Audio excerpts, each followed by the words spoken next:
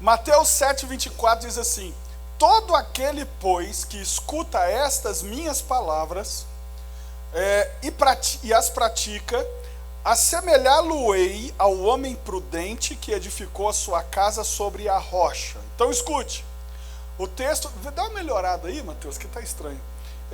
O texto, ele está dizendo, quem escuta e pratica a palavra de Deus é como alguém que plantou a sua casa na rocha.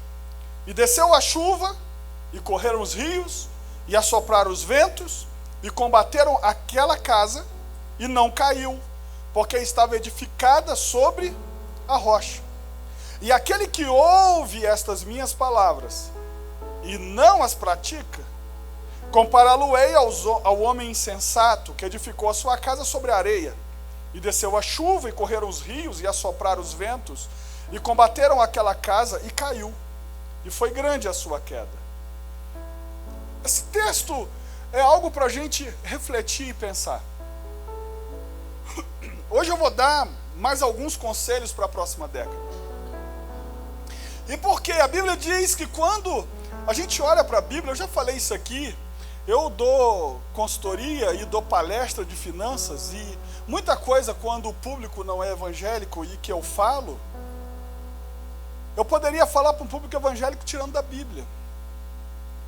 Ontem mesmo à noite eu estava em Campo dos Afonsos falando sobre isso, mas como o público é evangélico, eu podia citar a Bíblia. Porque na verdade a gente olha para a Bíblia tem tudo. Por exemplo, a pastora Raquel estava falando comigo, não sei se foi hoje ou ontem, falou, nem, poxa, aquele texto que diz, porque tinha, às vezes, pessoas segurando o salário dos outros. E aí, ela falou assim, a Bíblia diz que nós não devemos segurar o salário do nosso empregado. A Bíblia diz isso. Ou seja, a Bíblia tem todo tipo de conselho para a nossa vida. E é interessante que agora, no Evangelho de Mateus, a Bíblia está dizendo assim, se você pegar esses conselhos que a Bíblia tem e praticá-los, a Bíblia não engana a gente, olha só. Ela está dizendo, vai vir o vento, vai vir a chuva, vai vir a tempestade, mas quem ouve a palavra e pratica, colocou a casa sobre a rocha, ou seja, a casa não vai cair. Mas esse texto fala também que tem um grupo de pessoas que vão ouvir a mesma palavra que o outro ouviu, mas não vai praticar. E aí esse também vai entrar o vento, também vai entrar a chuva, também a tempestade, mas esse porque não firmou nos conselhos de Deus, a casa pode cair. E quando eu olho para isso, mais certeza eu tenho sobre a próxima década. Nós estamos em oração gerando a próxima década. Algo que eu nunca fiz, tá? Pela primeira vez eu estou fazendo isso. Porque eu sempre orei pelo próximo ano, mas nunca pela próxima década. E o que a gente está fazendo agora, tanto com esses 10 dias de jejum, quanto com o monte que nós vamos dia 16, quanto com as palavras que estão liberadas, quanto as palavras proféticas que vão reger os próximos 10 anos, que Deus já colocou no meu coração para liberar na virada do ano, quanto tudo que está sendo feito, está fazendo algo novo, está gerando os próximos 10 anos. E o que é interessante com Deus é que eu não preciso saber o que eu quero exatamente para os próximos 10 anos para que Deus gere os próximos 10 anos.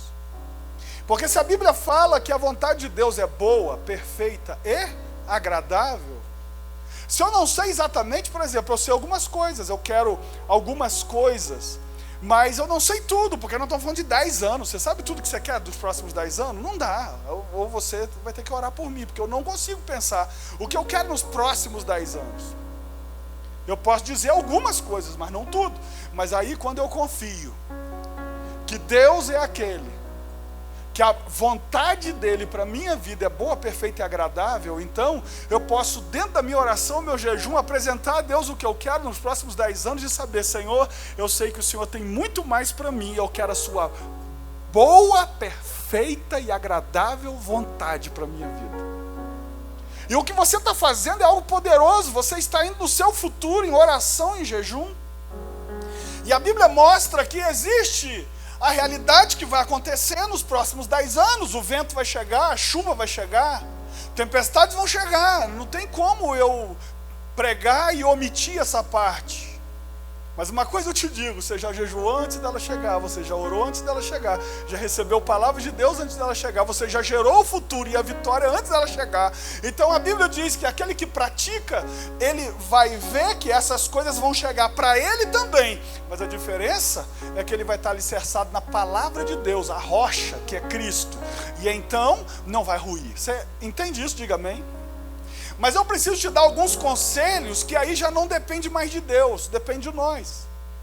Porque a verdade é que Deus faz aquilo que a gente não pode fazer, Deus cria aquilo que a gente não pode criar. Mas existem coisas que somos nós, ainda que sejam coisas simples, como Deus vira para Moisés e fala: levanta a tua vara e o mar vai se abrir. Irmãos, eu não sei. Vamos parar e pensar. Se Deus tivesse mandado fazer um negócio muito difícil, era mais fácil de acreditar que ia funcionar, sim ou não? Moisés, você tem que conseguir correr 10 quilômetros a 20 km por hora, sem parar, porque quando terminar os 20 quilômetros, você vai conseguir abrir o mar. É mais fácil acreditar que com o meu esforço, eu vou conseguir as coisas, sim ou não? Mas sabe o que Deus pede para Moisés? Levanta a vara. Irmão, o que é mais difícil de crer? Crer que o cara vai levantar só uma vara sem fazer nada e o mar vai se abrir? É muito mais difícil de crer em coisas simples. E sabe o que é interessante? Deus só pede coisas simples para a gente. Naamã está esperando chegar perto do profeta, e ele mesmo diz: eu esperava que ele ia se levantar, colocar a mão sobre a ferida, fazer uma oração e me livrar. Mas o que Naamã fala? Um negócio mais simples: vai lá e se lava 7 vezes no Jordão. Aí o cara não acredita. Você sabe qual que é o nosso problema? Eu digo nosso porque é o meu também. Tudo que é fácil, a gente duvida. Mas Deus não precisa que você faça nada difícil para que Ele faça milagre. Ele só precisa que você cumpra a instrução que Ele deu, porque o resto é com Ele. E aí Moisés levanta a vara, debaixo da instrução, acontece. E a mesma maneira com que Deus deu instruções para que o mar se abrisse, para que Naamã fosse curado, eu quero te dar algumas instruções hoje. Para quê? Para que você carregue isso na sua próxima década. E eu te aconselharia guardar esse negócio, ler esse troço, você vai anotar aí, e ficar meditando nele para não esquecer. Primeiro conselho. Primeiro Reis, capítulo 3, versículo 5. 1 Reis, capítulo 3, versículo 5, diz assim: e em Gibeão apareceu... Primeiro, você botou segundo. 1 Reis 3, 5 diz: e em Gibeão apareceu o Senhor a Salomão de noite em sonhos. E disse-lhe Deus: pede o que queres que eu te dê. Deixa eu só fazer uma pausa aqui. Se Deus falasse para você: pede o que você quer que eu faça, será que você ia ter que pedir para Deus voltar amanhã? Para pensar? Ou será que você ia gastar o seu pedido com uma coisa simples que veio na sua cabeça? Porque, meu irmão, se é para pedir para Deus, vamos pedir coisa que Deus é que resolve, sim ou não? Aí olhe lá, Deus aparece e diz: o que você quer? Agora vamos pular para o versículo 9. Versículo 9. Aí é o pedido de Salomão: a teu servo, pois, dá um coração entendido para julgar a teu povo, para que prudentemente discirna entre o bem e o mal, porque quem poderia julgar este tão grande povo? Versículo 12, Deus já respondendo a ele: eis que fiz segundo as tuas palavras, eis que te dei um coração tão sábio e entendido, que antes de ti teu igual não houve, e depois de ti teu igual se não levantará. E também até o que não pediste te dei. Repete comigo: o que não pediu, recebeu. Irmão, isso aqui, eu gosto desses detalhes da Bíblia. Tem gente que duvida que Deus pode dar o que Ele pediu, e Deus dá o que você nem pediu. Olha, Ele vai pedir: me dá um coração entendido, e a Bíblia diz assim: e também até o que não pediste te dei, assim riquezas como glória, que não haja teu igual entre os reis por todos os teus dias. Só pausa aí. e também até o que não pediste, te dei. Irmãos, ele não está falando, eu vou te dar. Ele falou assim, o que você inclusive não pediu, eu te dei. Sabe o que é interessante? E a gente precisa pensar nisso aqui rapidamente. Deus deu a Salomão, ele está falando, afirmando no presente, daquela hora que foi escrito, eu te dei. Mas na verdade, Salomão só vai ver a sabedoria se manifestar dias depois, quando vem duas mulheres com uma criança, uma dizendo que a viva era dela, lembra da história? E manifesta ali aquilo, a sabedoria de Deus na vida de Salomão. Outra coisa, ele vai enriquecendo tanto ao longo dos anos, que ele constrói um templo bilionário para Deus. Preste atenção, só que Deus fala lá, naquele momento que ele não recebeu nada, dizendo assim, eu te dei. O que isso tem a ver comigo, com você? Seus próximos 10 anos já está dado. Nós só temos que caminhar para chegar lá. Ou seja, ele vira para Salomão e diz assim, aquilo que você pediu eu te dei, mas aquilo que você não pediu, eu te dei. E ele vai caminhar, e a sabedoria de Deus vai se manifestar, já tinha sido dado.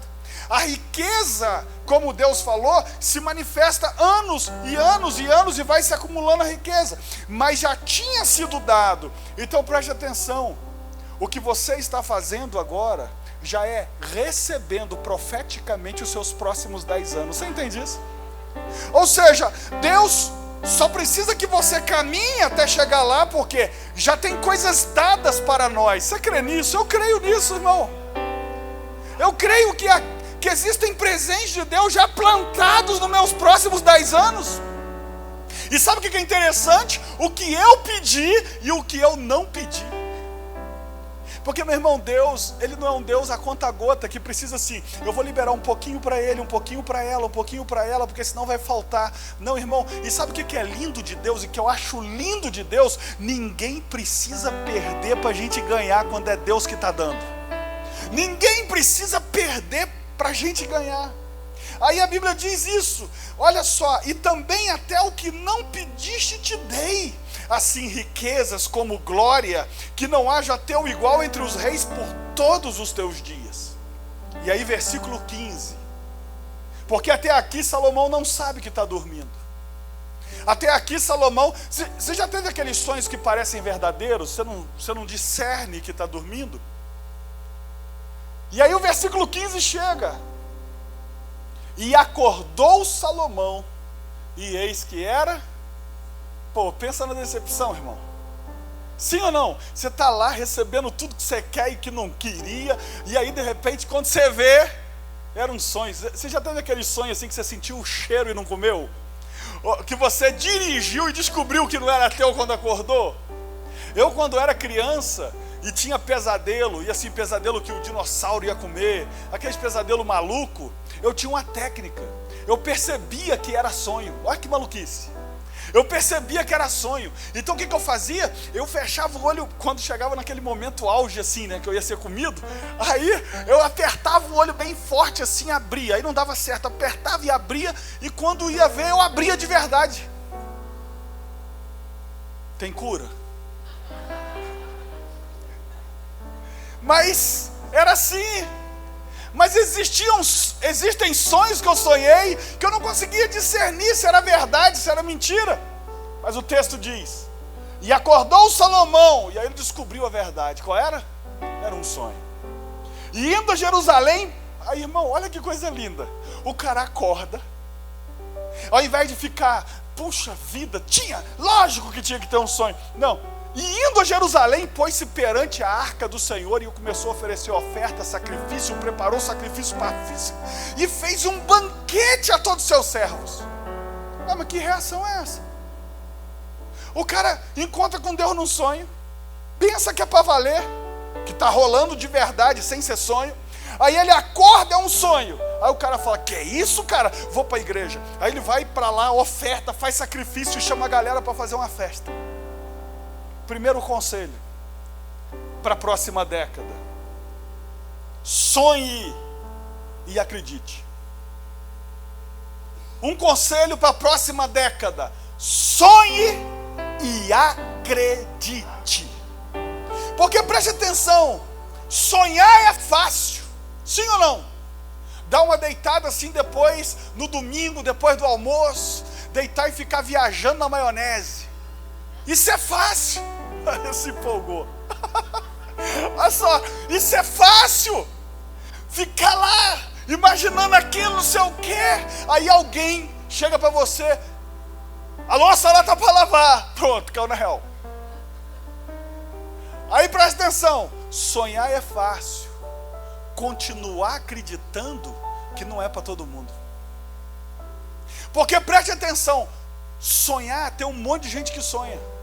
E por que só alguns realizam? É porque só alguns acreditam. Porque você pode ter certeza, até quem parou de sonhar já teve um sonho. Até quem já não sonha mais nada e não acredita mais em nada, até esse cara já teve um sonho. Se você chegar para ele e falar assim: qual era o sonho da sua vida? Ele vai dizer: meu sonho era esse, meu sonho era aquele. Mas até o cara que parou de sonhar, ele tinha um sonho. Só qual o problema? É quando a gente sonha e não acredita. A gente sonha e deixa para lá. Irmão, eu vou te falar, quando a gente começou essa igreja aqui, coloca a foto lá, eu gosto de me lembrar e lembrar você. Porque tem gente que não era dessa época. Mas olha só, quando a gente começou essa igreja aqui, eu tinha um sonho. Qual era? Não ter que abrir a igreja, porque eu tinha que sair correndo do trabalho para vir abrir a igreja. Eu tinha que fazer o louvor, eu tinha que pregar, fazer o momento de oferta, orar para começar e orar para terminar. Mas antes disso, do culto começar, a Raquel tinha que ir para o banheiro limpar, e eu tinha que pegar o pano e limpar as cadeiras, 20 cadeiras brancas que tinha. Tem a foto aí, não? Aí o que acontece? Eu sonhava no dia que ia ser melhor, que ia ser mais bonito, que ia ser não sei o que e tal. E a gente chegou. Olha quanta gente bonita sentada aí. Por isso que tem pastor que prega aqui e fala: tem placa de proibido entrar feia ali. Por quê? Gente, primeiro, o pessoal que vem de lá do Rio fala que a gente é chique, né? Porque vamos falar a verdade, você não valoriza a sua cidade, mas a gente mora numa cidade top. Bota aí a foto. Pode botar essa mesmo, não tem problema não, só para adiantar.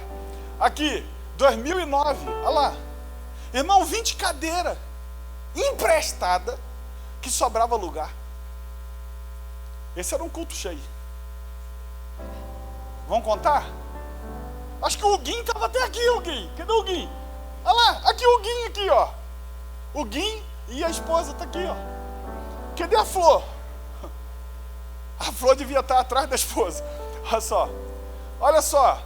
Um de amarelo ali que não dá para saber quem é. 1, 2, 3, 4, 5, 6, 7, 8, 9, 10, 11, 12, 13, 14, 15, 16 e um 17 escondido ali atrás.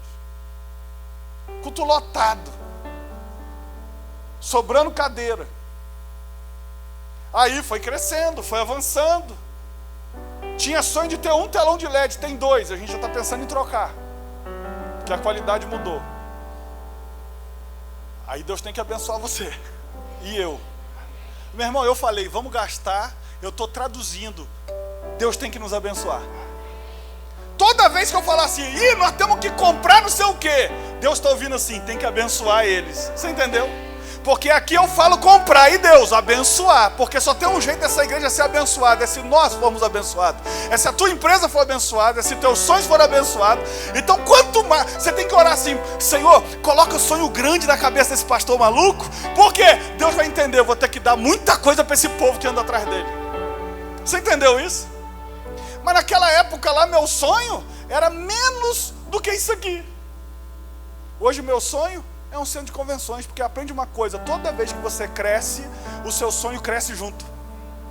Não é porque você é um cara que não tem limite.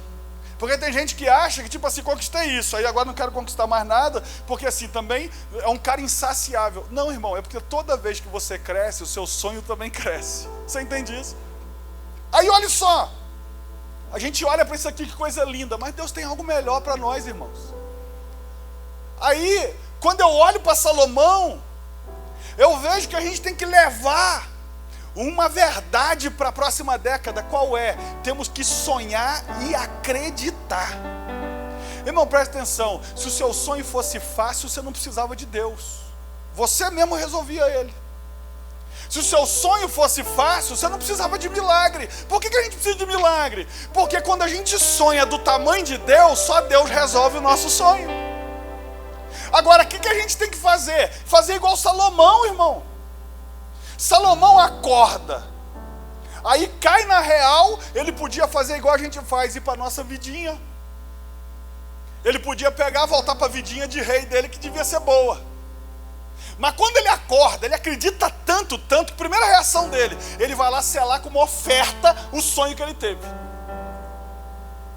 Ele foi lá, irmãos, eu creio em sonhos proféticos. Hoje, eu fui no Rio fazer uma reunião e inaugurar um lugar lá, pela manhã, de negócio. Só que essa noite eu tive um sonho, que a primeira compra era eu que fazia. Só que eu cheguei lá, os caixas não estavam funcionando, porque vai começar a funcionar só amanhã. Eu só fui fazer a reunião. Eu avisei a dona, olha, vê se é possível comprar o valor de X que eu sonhei, e a primeira nota tem que ser minha. A primeira compra tem que ser minha. Pastor, o que significa isso? Não tenho a menor ideia, mas eu acreditei e eu vou fazer. Você está entendendo? Irmão, sabe o que você tem que parar? De tentar entender para fazer o que é profético. O problema é que a gente fica assim, é igual Pedro. Peraí, ele mandou eu ir, mas a água... Irmão, para de ficar olhando se a água é mole ou se ela é dura. Pula nesse negócio, se tiver que afundar, afunda. Se tiver que andar, anda. O negócio é Jesus estar perto, porque se afundar, ele segura. Você viu lá na regra, né? Afundou, segura. O problema é pular sem Jesus estar perto. Aí nós estamos no sal. Então preste atenção. A gente olha, o cara acorda. Sabe qual é a reação do cara? Primeira coisa, vai para o templo ofertar. Primeira coisa que ele faz, vai selar o sonho como oferta. Eu creio muito nisso. Vai selar um sonho como oferta e faz um monte de sacrifício. Segunda coisa que ele faz, dá uma festa. Aí o cara entra na festa, o convidado. Nós estamos comemorando o quê? O sonho do Salomão. Ah, mas que sonho é? Ah, ele teve um sonho aí, que Deus falou com ele, que deu até o que ele não pediu. Você imagina a galera falando, esse cara é maluco, meu irmão. Você ia numa festa de um sonho de alguém? Está na hora de você fazer festa com o teu sonho, sabia disso? Olha que maneiro, convida para mim. A gente vai lá no final de semana fazer um churrasco, comemorar o quê? Teu sonho. Mas foi o que o Salomão fez, comemorou o sonho dele. Por que que o cara é capaz, escute o que eu vou dizer, por que que um cara acorda de um sonho, é capaz de se expor? O rei está se expondo para dizer, nós estamos comemorando o que Deus no meu sonho falou que vai me dar. Aliás, melhor, comemorar o que Deus falou que me deu.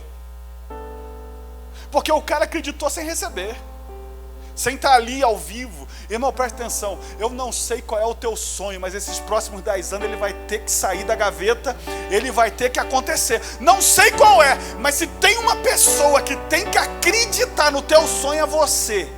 Pode ser o marido duvidar, sua esposa duvidar, seu filho duvidar, teus amigos duvidar, pode fazer piada de você. Mas pode dizer uma coisa, na hora que Deus realizar o seu sonho, eles vão dizer que quer conhecer o Deus que você serve. Irmão, depois que aconteceu, é fácil dizer, eu sabia. Você sabe por que tem coisa que eu falo? Para você ter certeza que não foi sorte. Na hora que a gente tiver com o centro de convenções, você vai ter certeza que não foi sorte, que eu estou falando isso há mais de um ano. Pastor, tem ideia de como fazer? Nem penso como. Mas posso te falar uma coisa? Deus é o Deus das coisas impossíveis. E aí quando eu olho para isso aqui, sonhar é fácil, difícil é acreditar no que você sonhou. Agora preste atenção, Salomão passou um momento extraordinário, acorda e continua acreditando no que aconteceu no sonho.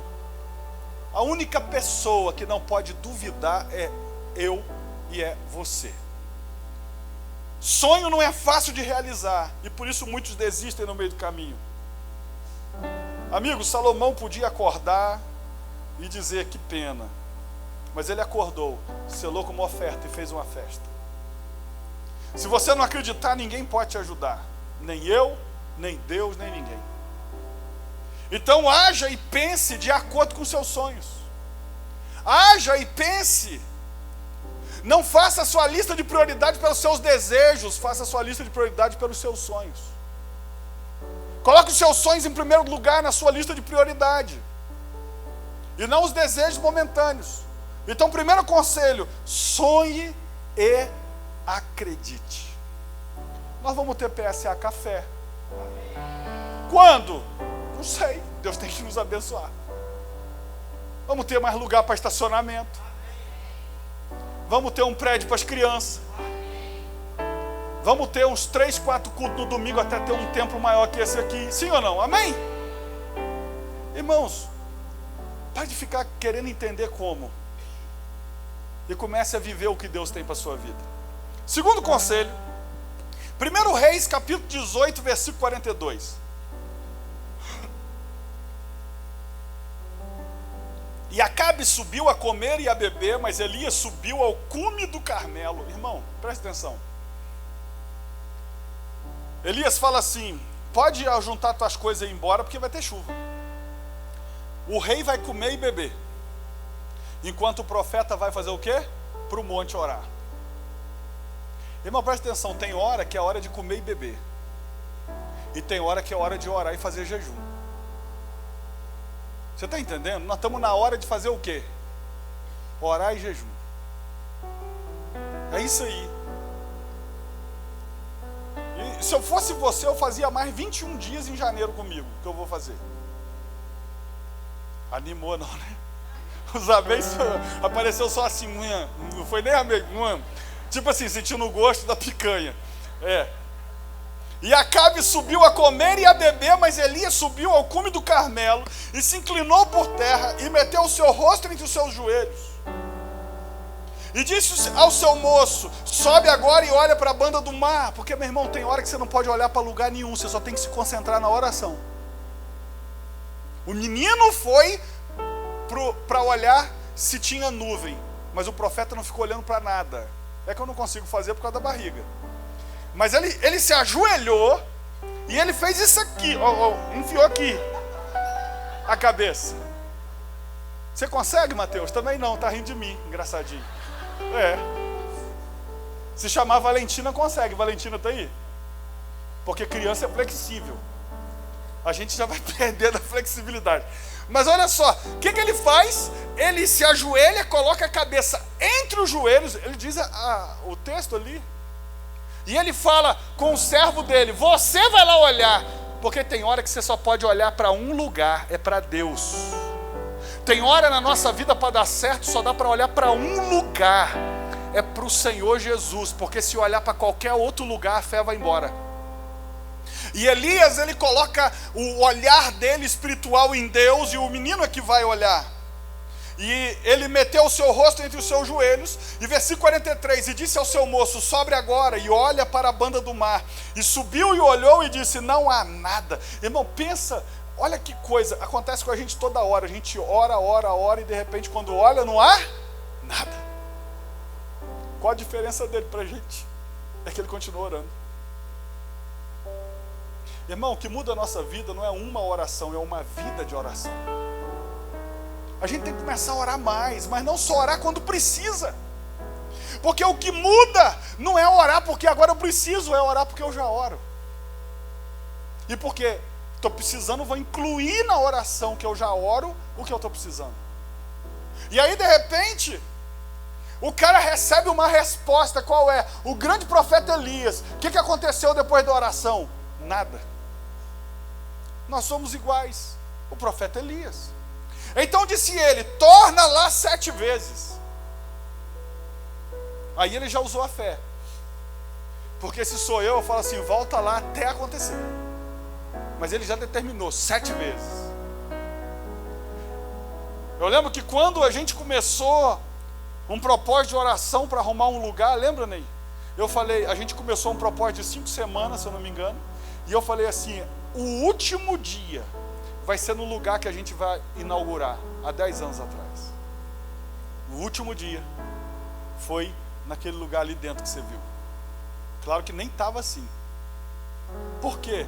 Tem hora que a gente determina, tem hora que ok, só continua prosseguindo. E aí a Bíblia diz: e sucedeu que a 7ª vez disse: eis aqui uma pequena nuvem, como a mão de um homem subindo do mar. Então disse ele: sobe, dize a Acabe, aparelha o teu carro e desce para que a chuva não o apanhe. Um está comendo e bebendo e o outro está orando. Aí escute só. Eis que vem uma pequena nuvem. Qual a reação do profeta? Então vamos acelerar que agora o bicho vai pegar. Você sabe qual é o nosso problema? A gente só acredita se o sinal for muito grande. A gente só começa a acreditar se o que Deus fez foi algo extraordinário. A gente fala, Deus vai fazer. Agora, se for um negócio desse tamaninho, a gente não acredita que Deus está agindo. Parece coincidência. Não foi a oração, foi coincidência. Irmão, sabe o que eu aprendo? Comece a celebrar as pequenas vitórias que Deus vai mandando. Você entende assim? Comece a celebrar as pequenas vitórias. Não importa se é um negocinho que de longe parece a mão de um homem. Porque até chegar aqui, vai virar um temporal. Foi assim com eles. E aí eu vou aprender com ele a segunda coisa. Olhe para o céu e não para as circunstâncias. Se a gente quer ter uns 10 anos extraordinários na nossa vida, nós temos que escolher bem para onde a gente vai olhar. Porque, preste atenção, aqueles que são salvos em Cristo Jesus, o diabo não tem como entrar dentro do corpo deles. Porque nós somos templo e morada do Espírito Santo, diz a Bíblia. Você entende isso? O diabo até gostaria de nos possuir literalmente, mas ele não pode, porque alguém já habita em nós. O espaço está ocupado, a casa tem dono, lembra disso? Então o que ele faz? Ele precisa tocar em nós. E ele tem praticamente duas ferramentas muito poderosas: audição e visão. Toda vez que o diabo quer tocar nas suas emoções, ele não pode entrar em você, porque você está habitado por Deus. Então, ele precisa entrar através dos seus sentidos. E ele vai tentar te fazer olhar para aquilo que vai te trazer frustração e tirar a tua fé. Assim ele não entra dentro de você, mas ele vai impactar o que você sente. Através do que você vê e através do que você ouve.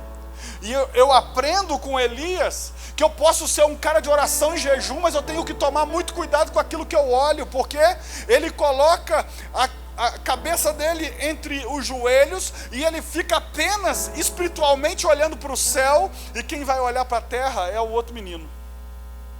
Porque enquanto ele está olhando para o céu, ele não está preso à realidade do que está acontecendo na terra. Se nós queremos ter a próxima década extraordinariamente tocada por Deus, nós temos que começar a olhar mais para o céu do que para a terra. Nós temos que começar a olhar mais para o que Deus já começou a fazer, ainda que seja uma pequena nuvem. Nosso grande desafio é olhar para o céu quando as circunstâncias da terra estão tentando prender nossa atenção na terra. Nós não conseguiríamos ver uma pequena nuvem se ficarmos olhando apenas para a falta de chuva. Muitas circunstâncias têm prendido nossa atenção na direção errada.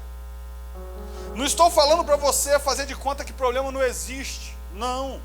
Eu estou falando para você olhar para o problema, mas olhando com os olhos de Deus. Olhando para Deus primeiro, porque por 6 vezes o moço traz a notícia. A resposta é ruim, não aconteceu nada. Mas sempre tem a 7ª vez de Deus. Sempre tem. Jericó, no 7º dia, teve que ruir as muralhas. Ei, na 7ª vez, o céu já estava dando a resposta, ainda que parecia uma pequena nuvem. Davi olhou para Golias, que era a circunstância. Mas quando ele fala que veio em nome do Senhor dos Exércitos, ele estava olhando para o céu. Eu não estou falando olhando literalmente para o céu. Ele está falando para Golias, mas ele está falando trazendo o céu para a terra. Irmão, o que muda a nossa vida é quando o céu desce para a terra. Aí a circunstância é Golias, e o céu é quando ele traz o céu. Sempre que você olhar para o céu, antes de olhar para os seus problemas, os problemas vão ser atingidos pelos céus. Você vai acreditar que pode vencer quando você olha para o céu. Quando a gente olha para a nossa realidade, irmãos, existem coisas que eu oro até hoje. Eu acho que em janeiro eu vou até te contar um testemunho. Eu estou orando, falando, Senhor, já a nuvem começou a se movimentar, mas, Senhor, sai Satanás! Porque é assim, irmão. Você sabe qual é o problema do crente? Ele começa a orar, a nuvem aparece, ele para de orar. Aí o vento sopra a nuvem lá para o outro cara que está orando. Não, estou brincando, mas que sopra para longe, cara, parece que é um negócio, né? Irmão, presta atenção, na hora que tiver na tua mão assinado e tal, aí você para de orar e começa a agradecer. Mas enquanto não tiver na tua mão, não esmoreça a oração. Por quê? Pastor, me mostra isso biblicamente. Por quê? A Bíblia diz que Daniel começou a orar.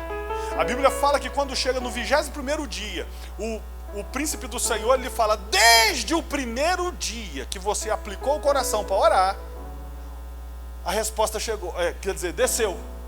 Mas aí o príncipe da Pérsia, os demônios, ficaram no caminho, e Deus enviou um como reforço. E agora eu cheguei para te falar. Irmão, para de orar no meio do caminho. A resposta fica no meio do caminho. Então, meus irmãos, a gente tem que entender isso. Começou a aparecer alguma resposta, agora intensifica a oração. Aí, olha só, você vai conseguir acreditar, porque você está crendo em Deus. Se você olha para a Bíblia, Ana era estéril, circunstância. Aí como é que ela olha para o céu? Ela oferece o filho que não tem. Aí olha para o céu. Porque ela está dizendo, eu não tenho, mas se o Senhor me der, ou seja, se o céu me der, eu entrego para o Senhor. Você olha, mar fechado, faraó atrás, circunstância. E marchar, é olhar para o céu. Que Deus fala assim, por que vocês estão orando ainda? Agora é hora de marchar. Não podemos ignorar as circunstâncias, elas existem. Mas temos que olhar sempre para ver o que os céus está dizendo. A direção que você olha, irmão, indica para onde você vai. Parece redundante, mas é poderoso. Por exemplo, se eu for para lá, não tem como eu ir para lá, eu estou falando sem conhecer o lugar, e sem ficar olhando aqui de rabo de olho para não cair, para você não ficar rindo de mim. Mas olha só, tem gente já torcendo agora. Olha só, mas se eu estou caminhando para lá, para garantir que eu vou chegar lá, sem tropeçar nos caminhos, eu preciso estar olhando para onde eu vou. Porque se por acaso você estiver olhando em outra direção, é para lá que você vai. E o diabo vai tentar te mostrar sempre uma direção diferente daquela que Deus quer que nós vamos para ela. Aí você olha um poder que tem nessa questão de olhar. A Bíblia fala que quando Jacó risca listras naquelas varas e coloca para as ovelhas verem, o que a Bíblia diz? Na medida que elas viam, elas geravam. Lembra disso? Se era listrado, estava listrado. Se era salpicado, estava salpicado. Esse é o poder da visão. Nos fazer gerar o que a gente está vendo. Por isso que a gente não pode ver qualquer coisa. Porque a gente gera o que vê. Você entendeu isso? Por que a gente quer comprar um carro melhor? Porque a gente viu. Por que quer uma casa, reformar a casa? Porque a gente viu. Porque você não quer o que você não conhece. Primeiro Eva teve que ir até a árvore, para depois querer. Então preste atenção. A gente tem que colocar os nossos olhos em Deus. Eu sei que tem coisa que é impossível para mim e é impossível para você. Mas quando a gente coloca os nossos olhos em Deus, é de lá que vem a nossa resposta. Eu sei que tem coisas que a gente está sonhando que realmente é impossível. Se for olhar pelo lado material, é impossível que a gente tenha um centro de convenções do jeito que eu quero ter um dia para a igreja. É impossível. Mas quando a gente olha para Deus, e porque Deus já fez, e porque Deus já fez na vida de outras pessoas que eu conheço, então eu posso dizer, nós vamos chegar lá. Não sei quanto, mas nós vamos chegar lá, porque é possível crer. Porque aí eu paro de olhar para o que eu posso e começo a olhar para o que Ele pode. Então o que a gente tem que fazer nesses 10 anos? Começar a olhar mais para o céu e para aquilo que Deus pode fazer. Então olhe mais para o céu, olhe mais para a Bíblia. Quando você olha para a Bíblia, você está vendo o céu. Você está vendo o que o céu pode manifestar. Terceira coisa, terceiro conselho, Lucas, capítulo 8, 49. Estando ele ainda falando, chegou um da casa do príncipe da sinagoga, dizendo, a tua filha já está morta, não incomodes o mestre. Jesus, porém, ouvindo-o, respondeu-lhe, dizendo, não temas, crê somente e será salvo. Olha só, Jairo, o príncipe da sinagoga, veio até Jesus e falou, minha filha está morrendo. Ainda está acontecendo. Aí a Bíblia fala que de repente chega uma notícia, qual é? Não precisa incomodar mais ele porque morreu.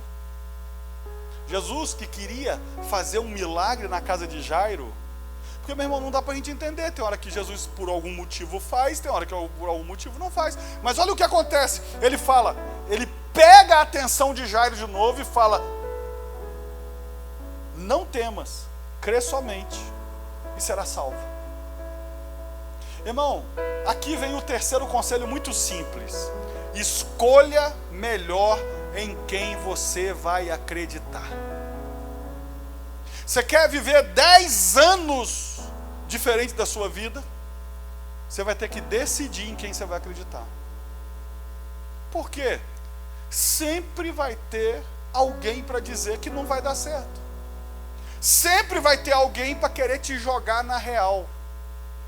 O famoso que vai vir pessimista para dizer para você: não, só estou querendo trazer ele para a realidade. Irmão, na realidade não precisa de ninguém trazer, que a gente vive nela. Alguém precisa de alguém trazer para a realidade? Não, irmão, quando você sair da igreja, você está dentro da realidade.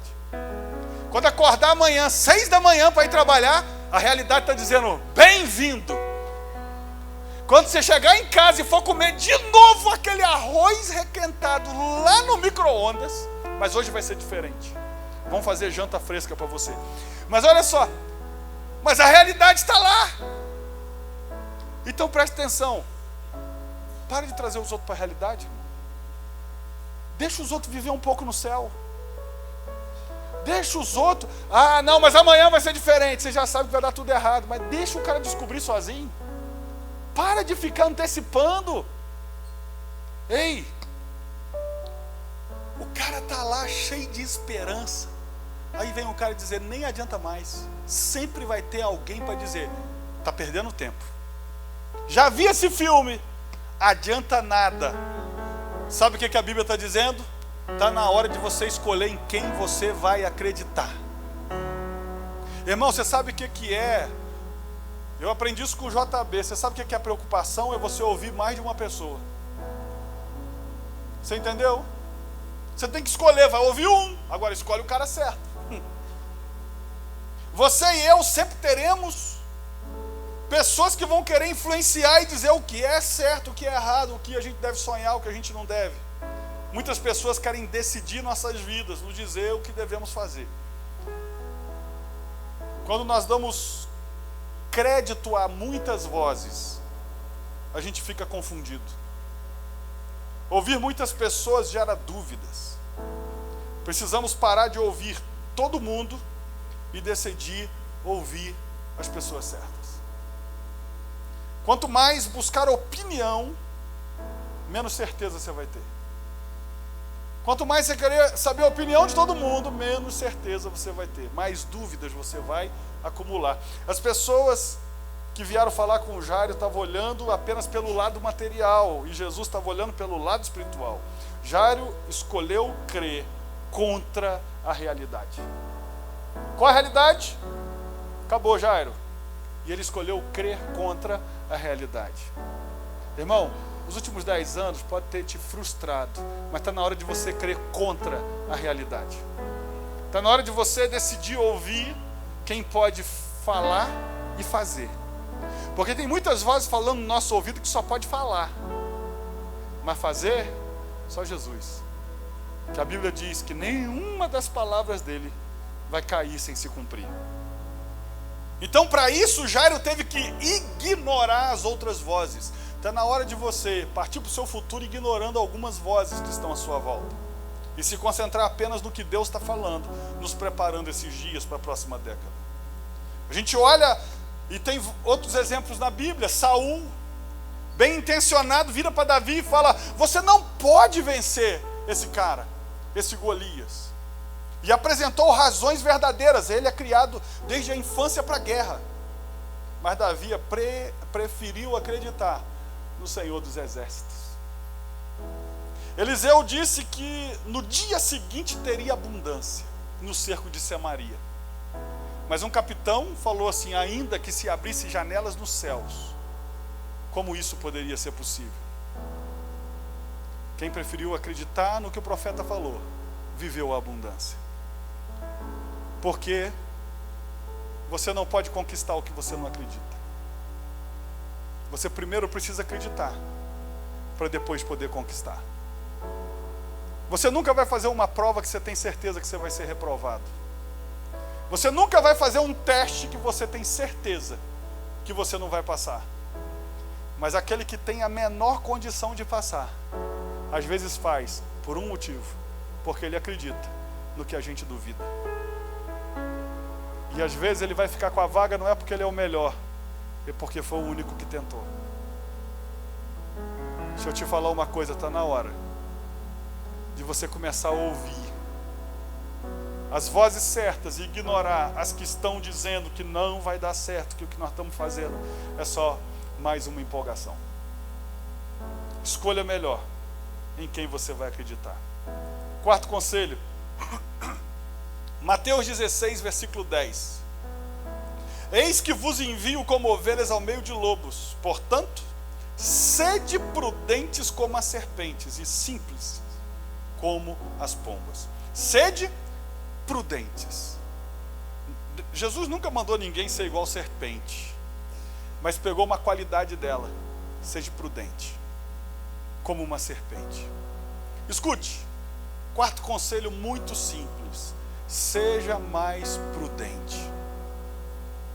Seja mais prudente. A própria Bíblia fala que os filhos das trevas são mais prudentes do que o da luz. Irmão, escute. A prudência, ela nos evita sofrer danos. Dicionário Aurélio diz que prudência, característica de quem se comporta de maneira a evitar perigos ou consequências ruins. Sabe o que significa? Antes de fazer algo, nós temos que planejar, pensar e depois executar. Ser prudente. Então, quarto conselho: precisamos de prudência na próxima década. Irmão, Deus vai prosperar muita gente que crê. Deus vai nos abençoar de forma sobrenatural. Agora veja bem, ser prudente. Eu acredito tanto que Deus vai nos prosperar, que Deus me lembrou desse texto aqui. Ser prudente. O problema é que a pessoa começa a prosperar um pouquinho e já começa a gastar. A pessoa começa a ter uma sobrinha, já começa a meter o pé na jaca.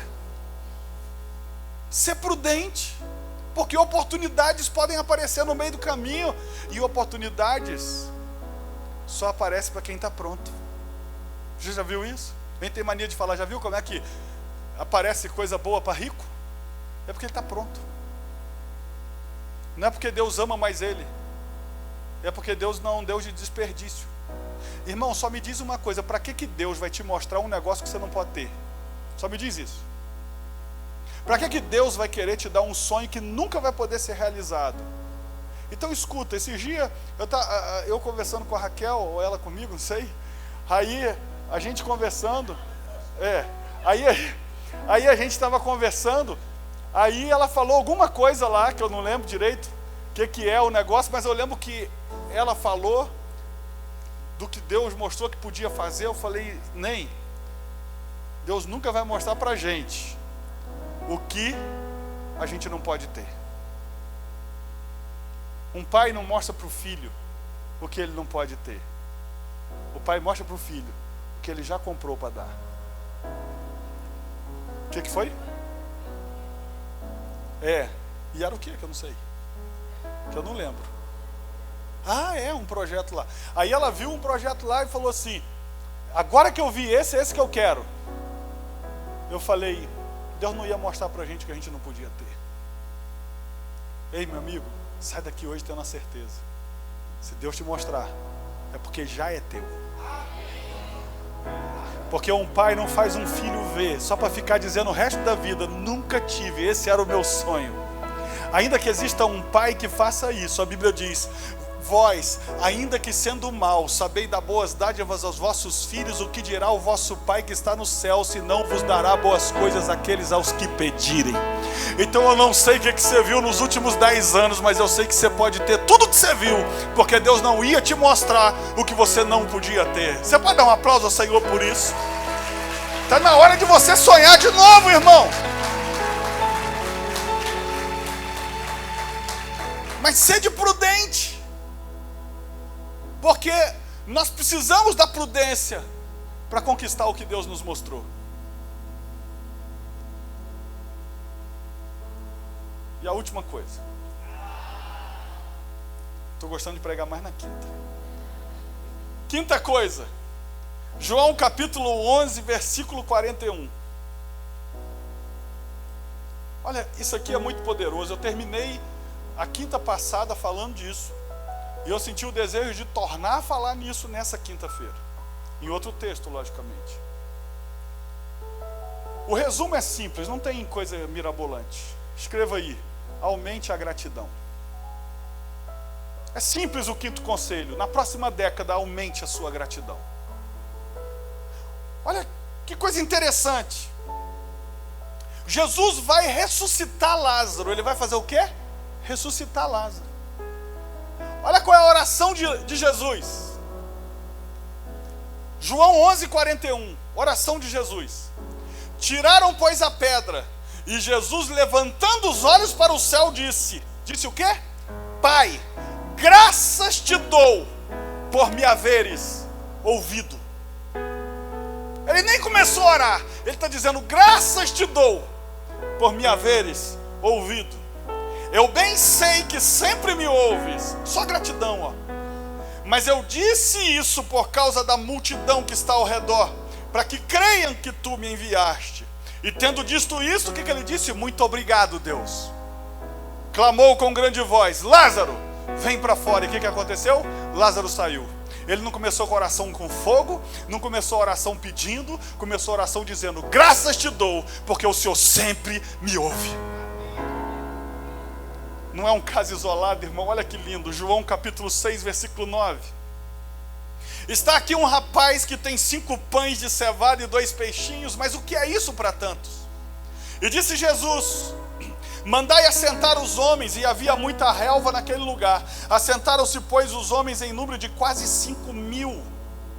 E Jesus tomou os pães, e havendo dado, o cara não orou. Jesus pegou o pão e deu graça, nem disse qual foi o tipo de oração. Senhor, obrigado por esse pão, obrigado por esse peixe, nem disse o que era, só falou assim, e Jesus tomou os pães e havendo dado graça, repartiu pelos discípulos, e dali para lá deu mais de 5.000. Ele nem fez uma oração dizendo, Senhor, multiplica esses pães.